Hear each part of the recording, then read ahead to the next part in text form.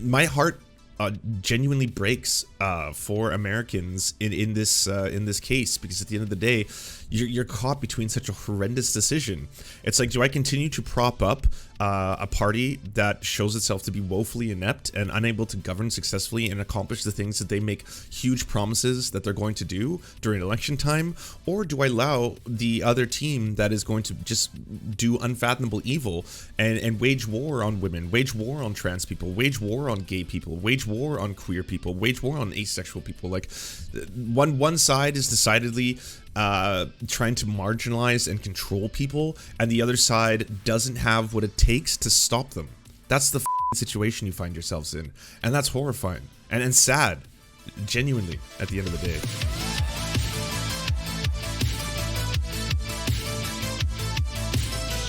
All right, everybody. I'm sure you've all heard the news from what occurred yesterday. I am going to obviously go over it in detail. I just wanted to quickly explain or have it explained to us from none other than the Legal Eagle as to how exactly this relates, and explain Roe v. Wade a little bit, so we're not coming in this blinded. Found that right to privacy is implied by several amendments. The First Amendment allows a person to choose any religious belief and to keep their choice private. The Fourth Amendment protects against unreasonable violations of privacy, government searches and seizures. The Third Amendment establishes a zone of privacy in a person's home. The Fifth Amendment creates a right against self-incrimination, which therefore protects someone's private information. The Ninth Amendment says that the enumeration of the Constitution of certain rights shall not be construed to deny or disparage other rights retained by the people. Courts have interpreted this as allowing for broad protections of privacy rights in ways not specifically listed in the first 8 amendments. And the 14th Amendment prohibits states from making laws that infringe upon a person's autonomy, protections provided for in the first 13 amendments. Without this right to privacy, states would be allowed to prohibit married couples from using contraception. It would criminalize certain kinds of intimate sexual contact between consenting adults. It would ban teenagers from using birth control, and it would outlaw abortion. Because before the Supreme Court's decision in Griswold versus Connecticut, it was legal for states to ban all of that behavior. Now, abortion rights in the US are controlled generally by 2 cases, Roe versus Wade and Planned Parenthood versus Casey. This is a very, very brief summary, but Roe struck down a Texas law that criminalized aiding a woman in getting an abortion. The Supreme Court ruled that this was a violation of the Due Process Clause of the 14th Amendment because it violated a woman's fundamental right to privacy. First trimester. And you may have already heard it on the internet, but one of the most frightening things about this all is that, yes, other things can be on attack, or could be attacked now, based on the precedent that this could set. Abortion became legal for any reason, and abortions in the 2nd and 3rd trimesters were restricted unless certain conditions, like risk to the mother's life, were met. Now, in 1992, in Planned Parenthood versus Casey, the court more or less reaffirmed the holding of Roe that women had a right to a safe and legal abortion, but altered the standard for analyzing the restrictions to that right. The court overturned the trimester framework entirely in favor of a viability analysis. The court's decision also replaced the strict scrutiny standard of review required by Roe with the undue burden standard, under which abortion restrictions were unconstitutional when they were enacted, quote, for the purpose or effect of placing a substantial obstacle in the path of a woman seeking an abortion of a non-viable fetus. Crucially, before viability, Casey says that the state's interests are not sufficient to interfere with a woman's right to choose. Which takes us to this current Texas heartbeat bill. Here at issue is Texas Senate Bill 8, which effectively makes abortion illegal after 6 weeks, with no exceptions for anything including rape or incest. And it doesn't even take viability into account. This plainly contravenes the holdings of Roe and Casey. The legislature admits that this is exactly what they intended to do, asserting that there is no obligation to follow federal law. Quote, the legislature finds that the state of Texas never repealed, either expressly or by implication, the state statutes enacted before the ruling in Roe versus Wade that prohibit and criminalize abortion unless. Now, what Legal Eagle ends up saying, because I'm not going to play the whole video, I'm going to keep going for a little bit, but he points out that the way that they construed this is evil genius in a lot of ways, because it circumvents a lot of the obstacles that they've been facing previously by wording it this way and making the entire thing about lawsuits, giving individuals the power to sue other individuals if they aid and abet someone who's seeking an abortion. That is it's unbelievably insidious. This was conceived and warned to a lot of people as well. It's not as if this came out of nowhere. This from its inception, when it started getting passed, everyone was like, this could pose a legitimate threat to Roe v. Wade if this continues to go unabated. the mother's life is in danger. Under SB 8, any Texas resident can sue a person for abetting an abortion and collect a minimum of $10,000 plus attorney's fees. Section 171.208b lists the remedies permitted by this new cause of action for these private attorneys general. If a claimant prevails in an action brought under this section, the court shall award injunctive relief sufficient to prevent the defendant from violating this subchapter or engaging in acts that aid or abet violations of this subchapter. 2. Statutory damages in amount not less than $10,000 for each abortion that the defendant performed or induced in violation of this subchapter, and for each abortion performed or induced in violation of this subchapter that the defendant aided and abetted. And 3. Costs and attorney's fees. And then last one, costs and attorney's fees, is one way. Only successful plaintiffs are entitled to costs and attorney's fees. Can we all agree RBJ is running in hell? Look, my view on this is that I've seen Twitter try, and I get why. Everyone is fucking angry. I'm really fucking angry too. We're all mad, and everyone wants to point the finger at what exactly is the cause of this. Like, there's the, hey, by the way, liberals are the ones coming out now, and I saw even David Pakman posted this, like, this really goes to show every single person who refused to vote for Hillary Clinton, you're to blame for this. And then the response to that could be like, well, at the same time, Democrats, including Obama, promised that they were going to codify Roe v. Wade into law. He had a supermajority at one point. He controlled all the branches, and he still didn't. So the Democrats got what they were asking for. People did vote. They voted. They came out and they voted, and they gave the Democrats the power to do something about this, and they didn't. In fact, they've had other supermajorities, and they still haven't done this. So everyone is trying to say, you know, this is the cause. This is the reason. This is this. I mean, ultimately, I want to put the blame supremely on the Republicans because they're the ones passing this. And at the same time, I don't think it's inappropriate to call out the complete ineptitude of the Democrats in actually doing what they claim they're going to do in regards to protecting bodily autonomy. Like, I got pushback numerous times already for even retweeting the tweet by Bernie Sanders, where he talks about how, you know, we should abolish the filibuster. Not only should we abolish the filibuster, but here, let me pull up the actual tweet just so I'm not misquoting him. Congress must pass legislation that codifies Roe v. Wade as the law of the land in this country now, and if there aren't 60 votes in the Senate to do it, and there are not, we must end the filibuster to pass it with 50 votes. And, of course, the pushback immediately is like, they did, and there was only 48 votes because Joe Manchin and Kyrsten Sinema happen to be on the right side of history, it would seem, on every single thing they do. So it's one of those situations where, yes, I agree with the push on the behalf of Bernie Sanders. Nina Turner is doing the same thing. But yeah, the idea being that we're going to be pointing the finger in every direction. We should point the finger at those who have done this, especially the people who lied about it. When Kavanaugh and Susan Collins were getting confirmed, this was one of the most frequently posed questions that was brought up to them. And yes, the decision has still not come down, obviously, but like everyone was lied to collectively, and Republicans lied to them, and they lied to their teeth, and they've been lying and lying and lying. You can point out to the fact that Republicans and Mitch McConnell tried to do this thing near the end. Well, I say near the end. There was about 9 months where Obama was trying to put in another Supreme Court justice in the form of Merrick Garland, and they tried to stall that and successfully did it because they said we're too close to the election, so we can't possibly do that even though there's 9 months out, and then turned around and did the exact same thing with about a month and a half to the election under Donald Trump.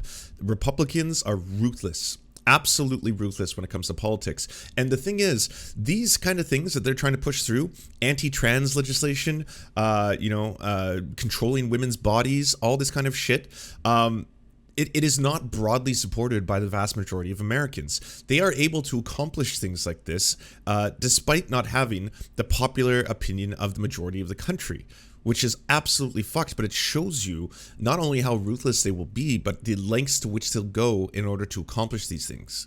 Now, that doesn't absolve the Democrats of anything. Again, Obama had the power to codify this into law, so it's not something that relies solely on a decision of the Supreme Court, and didn't. So, I mean, you can hold the Democrats accountable, especially ones now who are trying to use this and galvanize people as a wedge issue, as in like, all right, everybody, this is a really fucked up thing. We all agree, right? So that's why we need your donations and your time more than ever right now. And it's like, well, can you acknowledge that when you are given donations and time and votes, you still didn't do it? Like, if you're willing to acknowledge that, at least we're getting somewhere. At least your ineptitude isn't something that you don't even fucking recognize. You know, it's a fucking. My heart genuinely breaks for Americans in this case, because at the end of the day, you're caught between such a horrendous decision. It's like, do I continue to prop up a party that shows itself to be woefully inept and unable to govern successfully and accomplish the things that they make huge promises that they're going to do during election time? Or do I allow the other team that is going to just do unfathomable evil and wage war on women, wage war on trans people, wage war on gay people, wage war on queer people, wage war on asexual people? Like, one side is decidedly trying to marginalize and control people, and the other side doesn't have what it takes to stop them. That's the fucking situation you find yourselves in, and that's horrifying and sad, genuinely, at the end of the day. Successful defendants are not. It is a one-way fee-shifting provision. Now, this law was written very strategically. It doesn't allow private bounty hunters to sue the women, but it's written very broadly so that anyone who helps a pregnant person could be sued. Anyone who pays for or reimburses the costs of an abortion through insurance or otherwise can be an abettor. This means a person's friends, family, doctor, counselor, minister could be sued. This could be an Uber driver or a person who contributes funds for an abortion. This is also, of course, an attack on employees of abortion clinics, since anyone who works there is liable if they defy this law and help induce an abortion to occur. In the event a person successfully sues an abortion provider, the court must permanently shut it down.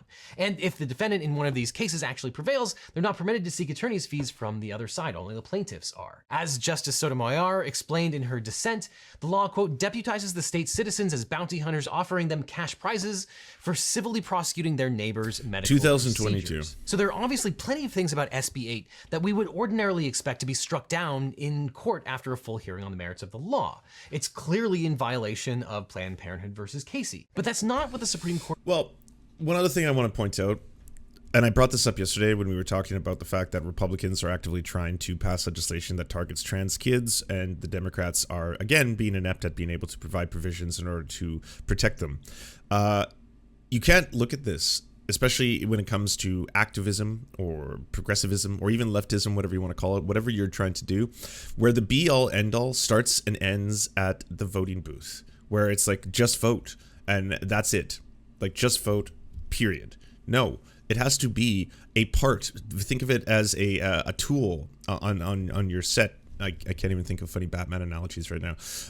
But think of it as one piece of a multifaceted approach to changing society. And that includes direct action, that includes mutual aid, that includes unionizing, that includes protesting, that includes forming worker cooperatives, that includes running people at very small and local levels, and yes, running people who may not be Democrats. If an independent who happens to be a socialist can beat a Democratic incumbent, then by all means, put the full force and weight of your support behind the socialist independent over the Democrat in that case. But my point being is that it cannot be the solution to all these problems in and of itself. It has to be a part of it, because if you do not play the game, then it becomes the playground of liberals and Republicans, and we have seen what the fuck Republicans do when they have control. So at the end of the day, it has to be something where it's like, yes, vote, absolutely. If you have someone that you're passionate about, say like you really want to support a politician like Nina Turner, then maybe dedicate your time or dedicate your money towards it, something like that. But when it comes to, just vote as being it cannot be that. It has to be one of many things that you do on a regular basis. Or did here. Instead, they took advantage of a Kafkaesque procedure created by the Texas legislature. The Supreme Court's 1908 decision in Ex parte Young established that someone raising a constitutional challenge to a state law can sue the state officer charged with enforcing that law. So usually when a state passes an anti-abortion law, abortion providers file a pre-enforcement suit against the state officials in federal court challenging its constitutionality. They are allowed to file this suit because if an unconstitutional law goes into effect, it will immediately curtail individual rights. And when a district court grants a preliminary injunction, the law never actually goes into effect. This has happened repeatedly over the decades, frustrating conservative attempts to overturn Roe. So how did the Texas law get around federal court deference reference to Roe? Well, it eliminated the state officials from the equation so that there aren't any state officials who can be sued. The law states, quote, "The requirement of the subchapter shall be enforced exclusively through private civil actions." The law can be enforced by anyone who is against abortion, but it can't be enforced by state or local officials. Meanwhile, abortion clinics can't sue the state of Texas because no state official has the power to enforce this law. And if a court entered an injunction against the enforcement of the law, the argument is that it would be null because state officials have nothing to do with enforcing this law. The Texas Attorney General and other state officials can't enforce this law, so theoretically they can't be sued. Other common targets can't be sued either. The governor has no power to enforce the law, so he can't be sued. You can't sue the Texas legislature because they have legislative immunity. So the only litigants who can challenge SB 8 are people and organizations who are actually sued in civil court. But it's not clear whether a person who is sued can actually say that the law is unconstitutional. That's because Section 171.208E eliminates several defenses. 1, ignorance or mistake of the law. 2, defendant's belief that the requirements of this subchapter are unconstitutional or were unconstitutional. 3, a defendant's reliance on any court decision that has been overruled on appeal or by subsequent court, even if that court decision had not been overruled when the defendant engaged in conduct that violates the subchapter. 4, defendant's reliance on any state or federal court decision that is not binding on this court in which the action has been brought. 5, non-mutual issue preclusion or non-mutual claim preclusion. 6, the consent of the unborn child's mother to the abortion. And 7, any claim that the enforcement of the subchapter or the imposition of civil liability against the defendant will violate the constitutional rights of third parties, except as provided by 171.209, and Section 171.209 expressly denies third-party standing in state court. Texas has argued that since a pregnant woman can't be sued, a pregnant person lacks standing to challenge the law. And under this law, pregnant women are deprived of any agency. And a third party like an insurance company or abortion rights group also cannot invoke the constitutional rights of a third party unless the Supreme Court gives them standing. And note that this law is specifically taking aim at the current extant jurisprudence on the Supreme Court and says that if Roe or Casey is overturned by the Supreme Court, you weren't allowed to rely on the Supreme Court jurisprudence because it was later overturned. So there's absolutely no doubt whatsoever that this law was written specifically with an intent towards avoiding federal oversight. It's sort of evil genius in that respect. And normally that wouldn't necessarily be an issue, but the Supreme Court, as we'll talk about in just a minute, has acquiesced to the gamesmanship of this particular bill in a way that I don't think I've ever seen before. But let's talk about the procedural history of what happened when this law was passed, because that raises questions too. Texas Governor Greg Abbott signed the Texas law on May 19th, 2021. The law is known as a heartbeat bill, which bans doctors from performing abortions once they can detect a fetal heartbeat around the 6th week of pregnancy. Over 15 states have enacted heartbeat bills, and federal courts have struck down each one because they violate the right to an abortion established by Roe and Casey. And despite their unconstitutionality, legislatures keep passing the bills.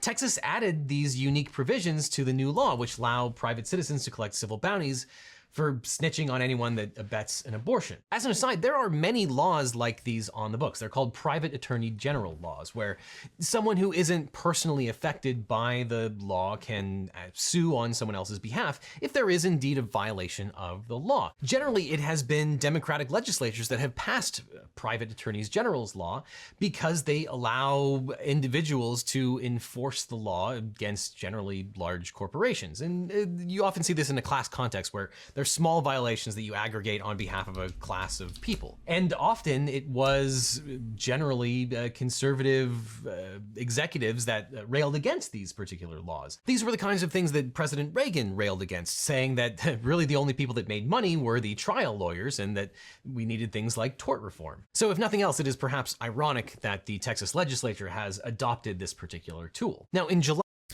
which is a very insidious way of going about this. All right, let's do a little constitutionality, everybody. The 14th Amendment to the United States Constitution was adopted on July 9th, 1868 as one of the Reconstruction Amendments. Often considered one of the most consequential amendments, it addresses citizenship rights and equal protection under the law, and was proposed in response to issues related to former slaves following the American Civil War. The amendment was bitterly contested, particularly by the state of the defeated Confederacy, which, no surprise there, which were forced to ratify it in order to regain representation in Congress. The amendment Amendment, particularly in its first section, is one of the most litigated parts of the Constitution, forming the basis for the landmark Supreme Court decisions, Brown versus Board of Education regarding racial segregation, Roe v. Wade regarding abortion, Bush v. Gore regarding the 2000 presidential election, Obergefell versus Hodge regarding the same-sex marriage, and the amendment limits the actions of the state and local officials and also those acting on the behalf of such officials. And that should put a very scary footnote again in amongst all this, because this, in terms of what I think the Republicans are trying to accomplish, is only the beginning, and their legislative agenda in this regard, or even the way they're going to be going about this through the courts itself, is not going to end at limiting abortion for Americans. From the majority when they say that they're not going to grant injunctive relief. And what they do in this particular case is they basically say that while the law is probably unconstitutional, there are some procedural quirks that are not going to allow them to get to these questions right now, and they just don't see the need to grant injunctive emergency relief. And here is the entirety of the Supreme Court's decision. It's about 500 words from this unsigned 5 conservative justice majority. Quote, "The application for injunctive relief or in the alternative to vacate the stays of the district court proceedings presented to Justice Alito and by him referred to the court is denied. To prevail in an application for a stay or an injunction, an applicant must carry the burden of making a strong showing that it is likely to succeed on the merits and that it will be irreparably injured absent a stay. That the balance of..." I saw so many jokes yesterday about how the Met Gala was Gilded Age themed, and this happened at the same time. Well, I mean, jokes in quotation marks there.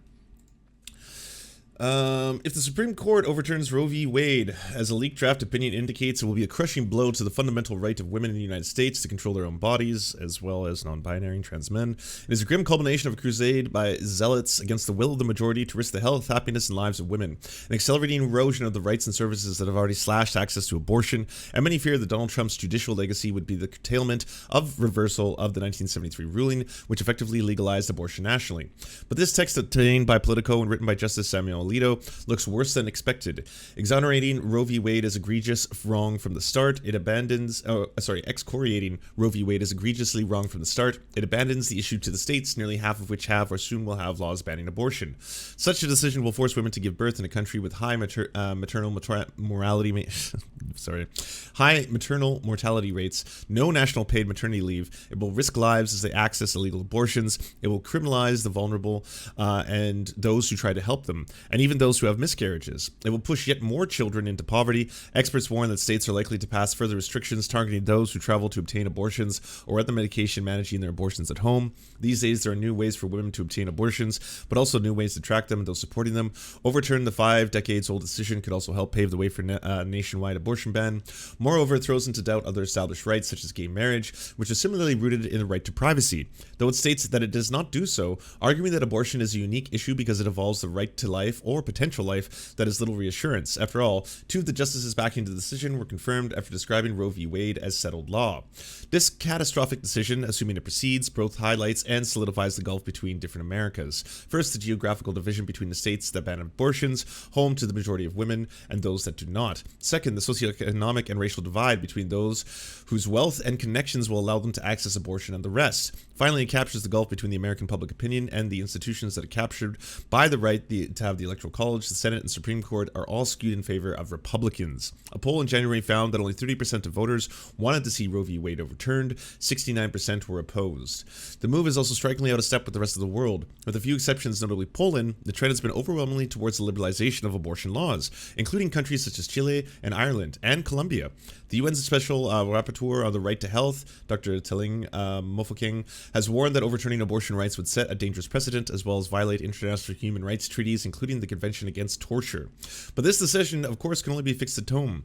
Democrats demand the codification of Roe v. Wade, knowing that it would require overturning the filibuster, a Senate procedural rule, calls for the Supreme Court reform will gain ground, and the introduction of term limits and a more straightforward move than expanding the court. Beyond the immediate crisis is the greater challenge of fixing a political system now tilted decisively towards Republicans through the systematic pursuit of power, from gerrymandering to voter suppression to control of elections themselves. The right's victory is a fruit of an orchestral campaign over decades. The fight back will demand equal ferocity and commitment, and this is a very important part.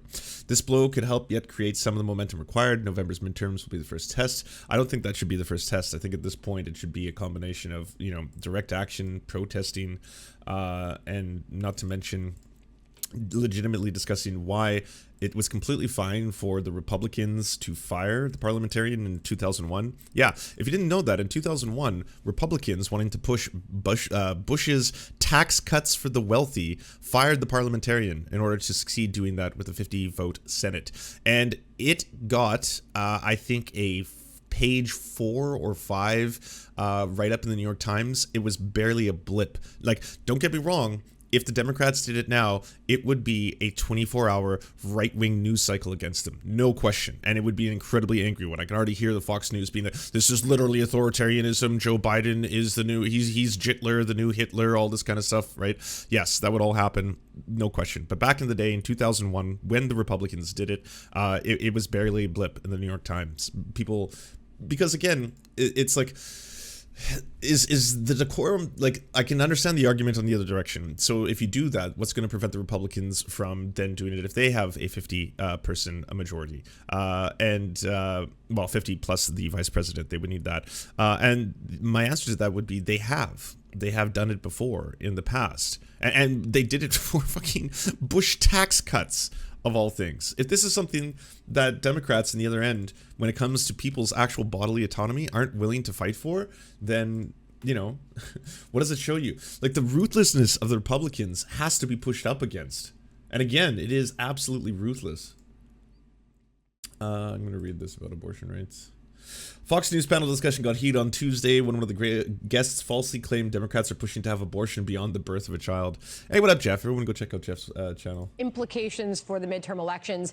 The DNC offering this preview of how it says the issue will affect November's midterm elections. Quote, make no mistake, reproductive rights will be on the ballot, and this midterm election is more important now than ever before. Voters will make their voices heard.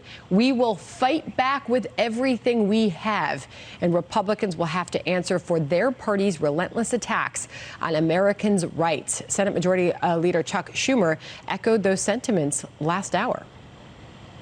This is a dark and disturbing morning for America. The elections this November will have consequences because the rights of 100 million women are now on the ballot.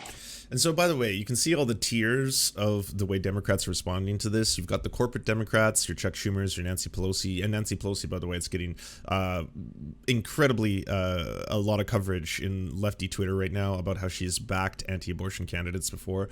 But anyways, the corporate Democrats, they're basically like, well, this is now the reason that we need your money and your vote. So this is a voter issue, 100%. That's it. You've got the progressives like AOC and Bernie saying, no, we have to take action immediately now. We have to bring another bill to pass the House, get to the Senate, and then abolish or fire the parliamentarian in order to get it passed. Which, even if they did that, again, they're going to have a massive obstacle in the form of Joe Manchin and Kyrsten Sinema, who most likely will vote against it a second time. Joe Manchin because he's a Republican, Kyrsten Sinema because she's just in it at this point to rip all the copper out of the walls, and you know, I don't even think she's going to be effectively running for re-election. Her chances are so shit.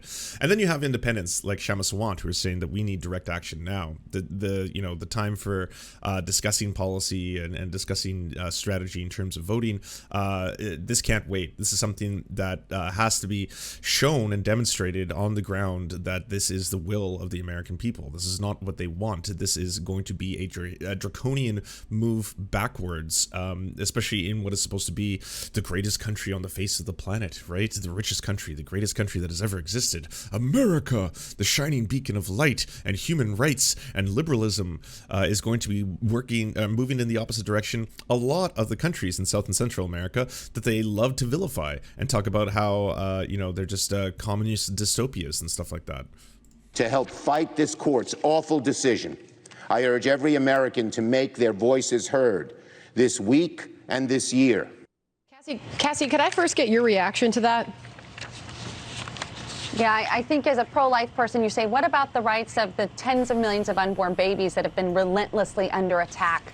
Yes, it's always been about the ghost babies. Oh, those ghost babies. And again, that George Carlin routine is so prescient because, like, ultimately, you care so much about ghost babies. Like, that's it. This is a wedge issue for you about people who are unborn. They don't exist yet, but this is a really, really important thing. We have to fight for their rights. Then the second that they are born, you don't give a fuck.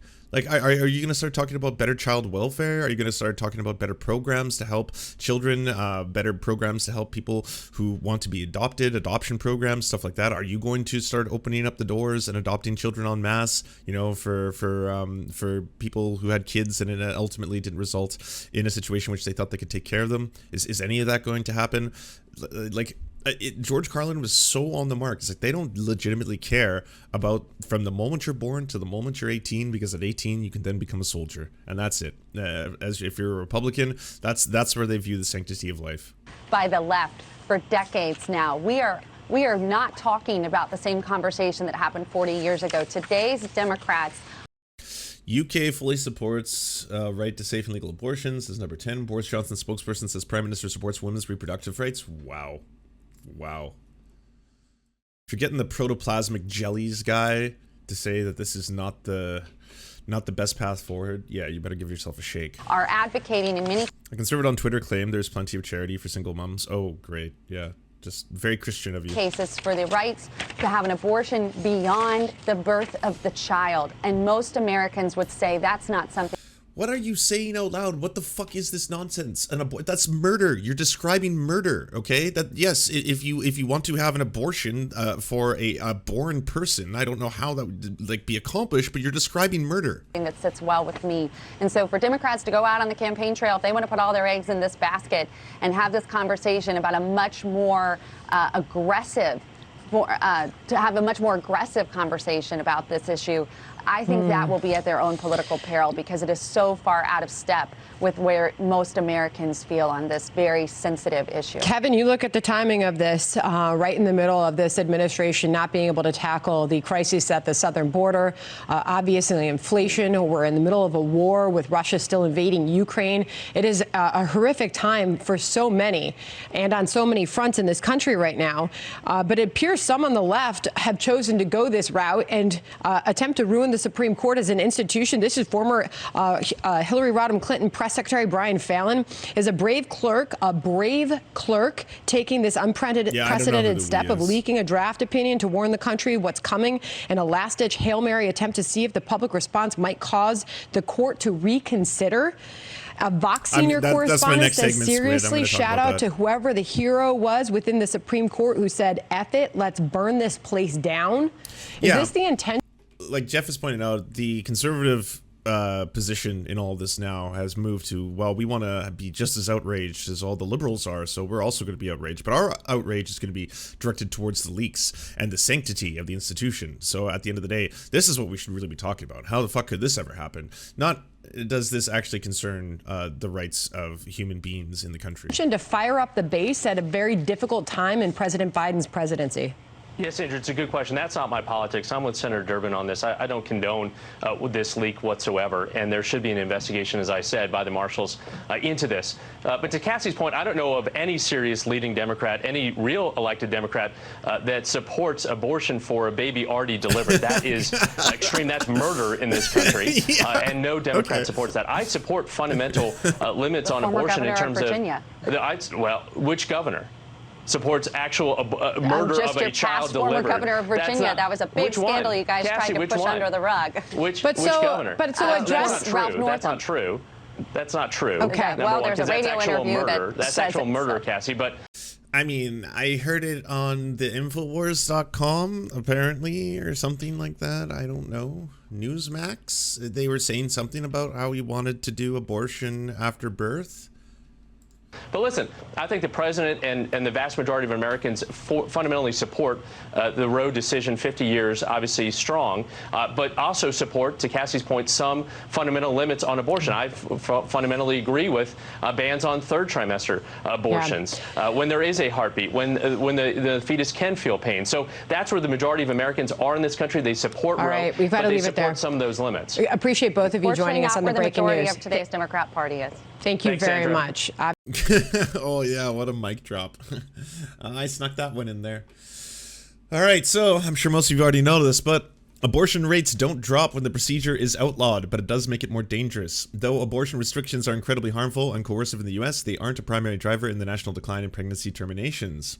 Anti-abortion advocates working to criminalize abortion in the United States and abroad will always be stymied by a crucial fact: people everywhere want, need, and find ways to get abortions. I observed this firsthand while working as a public health advisor in Asia, Africa, and Latin America, and now new research from the Guttmacher Institute demonstrates just how misguided and dangerous it is to try and limit abortion access. The data shows that abortion rates are roughly the same in countries where abortion is broadly legal and in countries where it isn't. And abortion rates are actually 4 times higher in low-income countries where abortion is prohibited than in high-income countries where it is broadly legal. That isn't part of the reason we must do everything to ensure people around the world don't have to contend with unintended pregnancies and unsafe abortions. For nearly 50 years, the Helms Amendment has essentially banned using federal funds to support abortion services abroad, and as a direct consequence, tens of thousands of women around have died of unsafe abortions, even though they have lived within the sight of a U.S.-supported health clinic. Members of Congress are now taking action to permanently repeal the Helms Amendment and allow the provision of full package of sexual and reproductive health services. This landmark legislation would rescind the Helms Amendment and allow U.S. funding to be used to provide comprehensive reproductive health abroad, including safe abortion services.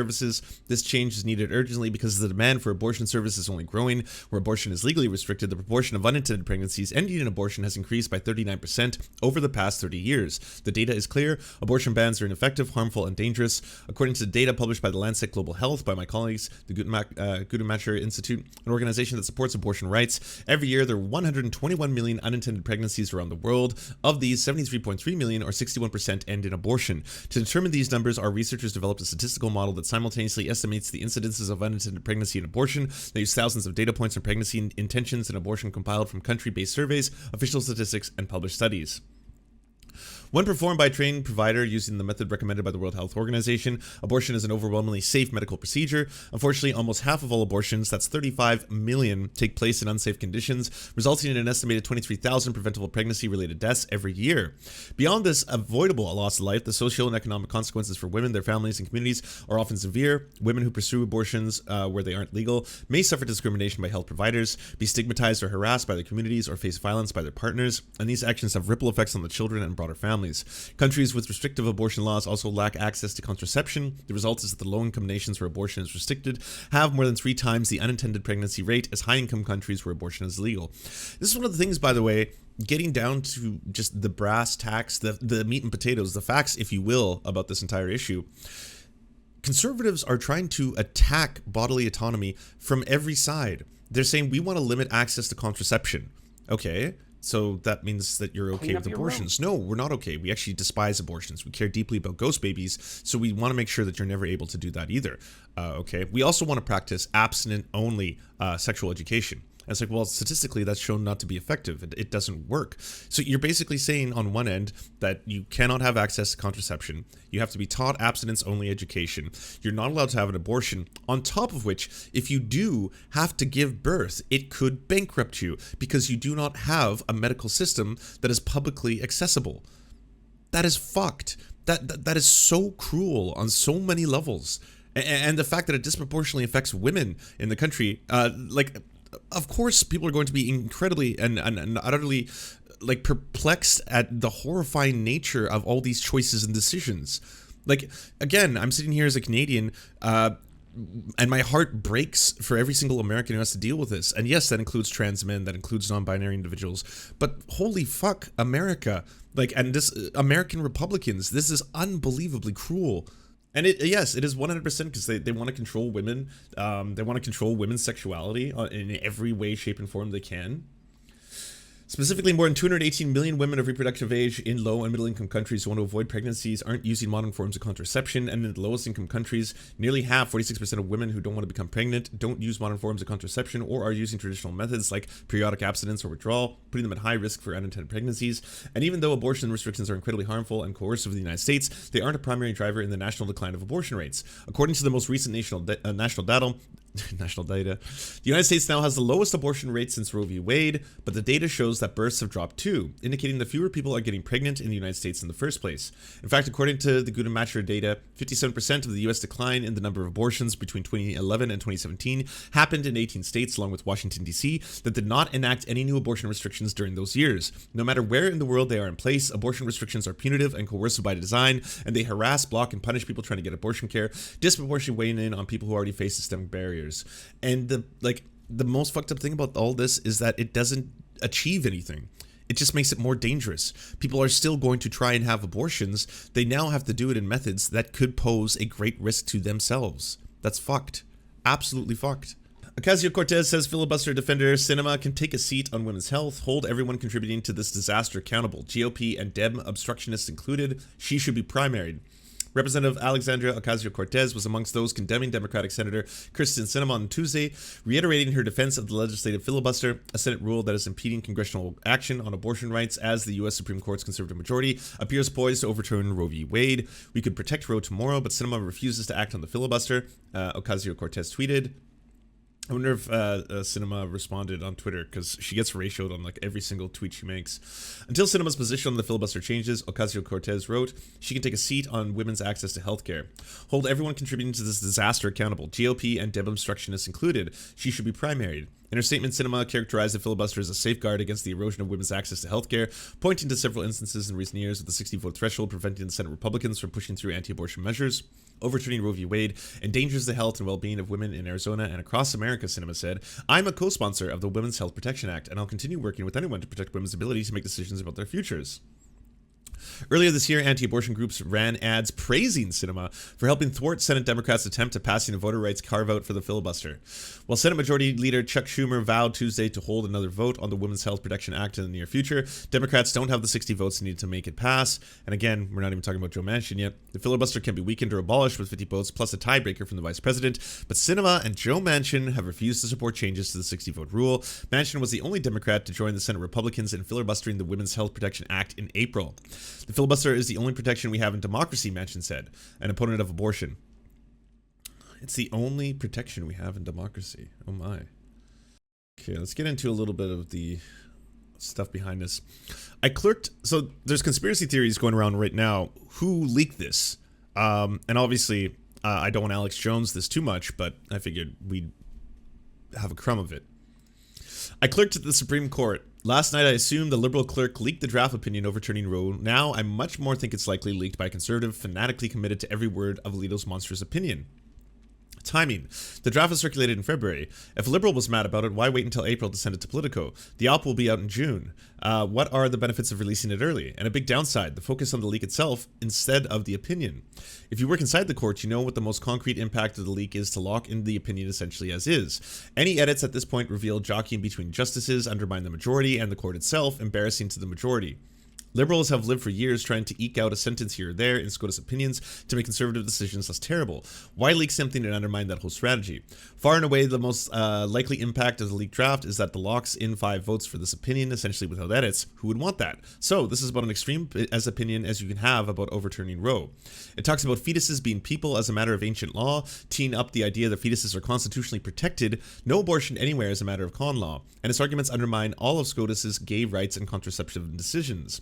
Back to timing. Draft majorities circulate first, and then concurrences and dissents. So this is about the right timing for concurrences to come out. I think the best bet is that Chief Justice Roberts circulated one recently, adopting a more moderate position. Maybe Roberts says abortion is okay in some time frames, preserving exemptions for life of the woman, etc., and Kavanaugh is tempted by it, maybe not enough to vote for it, but enough to demand some changes to the Alito opinion. Now let's talk the psychology of the clerks. The kind of liberal students who end up the court are not an activist bunch. They are enormously risk-averse and rule-abiding. Hard to see how one of them blows their career out of the water in this way, and for what benefit. Leaking is much more a style of conservatives right now. Think about what Justice Thomas is doing for a model of a clerk here, making a mockery of the court's refusal rules re his wife's role in the January 6th coup attempts. Conservatives have shown they are willing to break the public trust in the court to get their way. If you want the liberal view, read Justice Breyer's recent book, literally called The Perils of Politics. Conservatives also know the leak will be blamed on the left, distracting from how devastating the reversal of Roe would be to the credibility of the court. The career consequences of someone found out that are far smaller on the right than left too, I'd wager. This is in no way the most important story here. Alito's opinion is horrific, and we have failed the young people of this country yet again. It's a devastating moment. Much more to say on that soon, but I'm with these two individuals about what likely happened here, though I think done by a clerk, not a justice. Occam's razor. It just makes sense. Again, none of that is provable. It's just 100% speculation. That's what we're here for. This was something that was going around a lot yesterday too about the Democrats. Suck my dick. Democrats had 49 years to codify Roe v. Wade into federal law and didn't do shit, even when they had this nigh supermajority in both the House and the Senate during the following years. Let's go ahead and move on then to SCOTUS politics, because this This all came out is a crazy story in and of itself. As you said, basically a scoop of the century there from Politico. And the overall analysis of how this is going to affect the court for decades to come really is not yet being grappled with. Put this up there on the screen from SCOTUS blog. The document leaked to Politico is almost certainly authentic draft opinion by Justice Alito that reflects what he believes at least 5 members of the court have voted to support, overruling Roe. But as Alito's draft, it does not reflect the comments or the reactions of other justices. So that is definitely something to keep in mind whenever you're looking at that. We don't yet know if you're going to have concurrences from Justice Thomas, concurrences from Justice Barrett and others that, people should remember, they're not entirely familiar with the way that these things go, but there can usually be, up to like 10 documents that are issued with different concurrences. I just realized that these are all the topics they're going to talk about today as they move through them. The last 2 topics of the day are them. Or is this the section where they each give their little so what's on your mind for today? People can dissent selective from specific concurrence, pieces. Right. And it can be hundreds of pages. It is noteworthy. The draft is from February, so it could have changed. It could have already changed. That's an important thing to note in this. Right. Okay. And so then, in terms of the leak itself, there's a lot of questions about this leak. Let's put this up there on the screen again from SCOTUS blog. It is impossible to overstate that the earthquake this will cause inside of the court. In terms of the destruction of trust amongst justices and staff, this leak is the gravest, most unforgivable sin. And what he means is that within the court itself, it is a long-standing precedent. You do not leak draft opinions because they get issued by the court itself whenever everything is ready.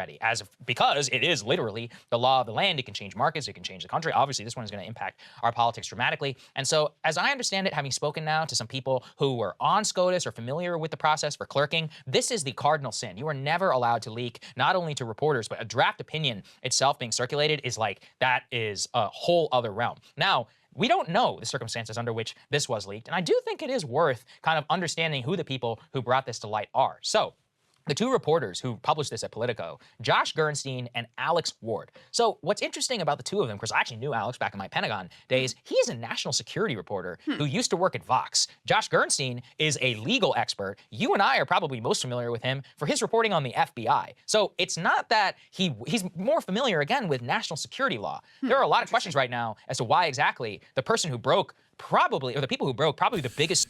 I was just curious what their opinions on this were going to be, and so far, I mean, Sagers is exactly what I'd expect. The cardinal sin here, the ultimate sin, is obviously the leak itself. How could such things happen? Scoop of the last 20 years are not Adam Liptak, who is the New York Times correspondent, Nina Totenberg, the NPR Supreme correspondent. She may have been placed back off of leave for some ethical decisions. But anyway, Nina Totenberg, she's the previous person who ever actually reported and inside the Supreme Court. Jane Mayer over at The New Yorker. There are many reporters in this town who have been covering the court, frankly, know the justices, have dined with them, been to their parties, weddings, all kinds of stuff. The fact that they did not report this and get this is pretty extraordinary. It leads to a question also on the leak strategy. And this is another thing I want to spend a little bit of time on, which is that there is an overwhelming assumption right now that this leak came from a... Okay, this whole thing, I'm assuming, is about the leak itself. Critical political primary races that, could very much be impacted by what looks extremely likely to occur in this case. So I totally disagree with that. I do actually think it was a service to have this information, to have the transparency around it, to have insight into their thinking. And, I have no issue with whoever decided to leak this for whatever reason it was. And I think you're right to point out, there is sort of a working assumption that this was someone who was pro-choice, who was upset about the direction of the decision, who wanted to try to put pressure somehow and like a Hail Mary pass to get somebody to bend under public pressure and go a different direction. I don't think that there is any chance that strategy is ultimately going to work. So basically, I think this just gives us insight earlier to where the court has ultimately landed on, one of the central fault lines in American politics of the last 50 years. I would just reminded me of the time when Sagar said he was going to eat a sock, but then all he did was put the sock in his mouth and then hold it there for a couple seconds, which, I mean, probably is a little bit grosser than if you just taken a little piece and then eaten that just to give the people what they wanted. Like to say on this, which is that it will destroy trust on the Supreme Court and it will change the way that this works for all time. Because like I said, there is a pretty cordial relationship right now between, Justice Kate. This is this decision and the way it's playing out is destroying people's faith in the democratic process itself. I mean, going all the way back to 2016, where Obama had the opportunity to appoint Merrick Garland and then was just completely lied to, and the outrage culture that came from conservatives, all the way to the multiple people who were interviewed, Kavanaugh, for example, or Susan, and when they were asked about, Roe v. Wade, saying completely different things to what it looks like this decision is going to be. Is friends with Justice Ginsburg was really good friends with Justice. have a big impact, though, on all of us. I don't really know what that would look like. Personally be happy to see the trust and credibility of the Supreme Court go down. Well, this is going to change. So this is certainly going to polarize it. This is going to polarize it, no question, on the minds. Well, the other thing, I just wanted to point out some of the history here because you actually sent this this morning. Right. Sorry, Amy Coney Barrett. Yeah, I'm getting them mixed up. Amy Coney Barrett. You are correct. Which is that there's no doubt that a leak, a premature leak of a decision is extraordinarily rare. But is not completely unprecedented. And actually, interestingly, when Roe was actually decided, there was a clerk for one of the justices who gave, I think it was Time magazine, the jump on the story. And then, so the whole idea was, okay, I'm gonna give you insight into what the decision is, but it's embargoed until the decision actually comes out. Now, I'm just going to quickly turn to Canada, and I wanted to, this is still related to the exact same topic, but I'm going to explain why. One of the most fucked up things I saw yesterday was liberals in Canada, liberal Twitter accounts, especially big ones, fucking choosing this as an opportunity to gloat, when I was like, that is absolutely revolting on the behalf of all of you, to take this as an opportunity to be like, well, at least in Canada, we know that we protect the sanctity of a woman's right to choose and all this kind of stuff. It's like, really goes to show you how fortunate we are to live in Canada, blah, blah, blah. Like, why in the ever-loving fuck would you take this as an opportunity to brag about how bad rights are being eroded for Americans? Like it's as if you view the world in this weird fucking, I don't know, patriotic, nationalistic, my team is better than your team. My country that I happen to have the good fortune of being born into is better than your country that you had the misfortune of being born into. Fuck all that noise. But for all you smug and supercilious Canadians, abortion is not law here. It is not illegal, but it's not legal here. It's basically decriminalized. There is no law in Canada giving women the right to an abortion, which is the most Canadian thing ever. In other words, since there's no law enshrining the right to abortion, it means laws restricting abortion can be passed. That's the nuance. Does that mean it's legal? Maybe in the colloquial sense, but if it's not a law, does that mean it's not legally resting on access? As a result, Canada today is one of the few nations without laws on governing abortion. About 100,000 such procedures are performed each year, and no administration since then has dared to legislate on the subject. Prime Minister Stephen Harper has stated he has no interest in revisiting the issue, although some Conservative backbench MPs continue to press ahead with private member bills. Today, and I usually, make fun of the Bloc Québécois when they come up, but the Bloc came forward and signaled that it has a motion to put into the House to reaffirm support for a woman's choice in matters of abortion and is seeking unanimous consent on it, and it did not pass unanimously. The reason being, Conservatives in Canada were told to stay quiet on leaked US Supreme Court abortion draft decision. The Conservative Party is attempting to keep MPs quiet on a leaked US Supreme Court decision regarding Roe v. Wade that would overturn abortion rights in the country. In a memo to Conservative MPs, interim leader Candace Bergen's office instructed MPs that the party would not comment on the leaked court decision that has sent shockwaves through the US. Conservatives will not be commenting on draft rulings leaked from the Supreme Court of the United States. Thank you. Read the one-line memo first reported by the Globe and Mail and confirmed by Global News. The instruction comes as Conservative leadership hopefuls are scheduled to assemble in Ottawa for the annual conference on the movement's faithful. The Canada Strong and Free Network, formerly known as the Manning Centre for Building Democracy, has a leadership candidate debate scheduled for Thursday night in advance of a weekend of workshop and speeches. It is likely that the leaked Supreme Court decision will be a hot topic among social conservative crowds that frequent the conference. US-based Political published draft decisions penned by Justice Samuel Alito Monday night. In it, conservative-dominated top court called the landmark 1973 Roe v. Wade case, which guaranteed constitutional protection for abortion rights, egregiously wrong from the start, and Politico reported. It is not unusual for Conservative Party HQ or other federal parties to issue directives on communications or suggested talking points to their MPs on contentious issues, but while the issue has been settled in most major federal parties, the right to an abortion is still an active debate in Canadian conservative circles, particularly during leadership contests when the organized social conservatives hold significant power.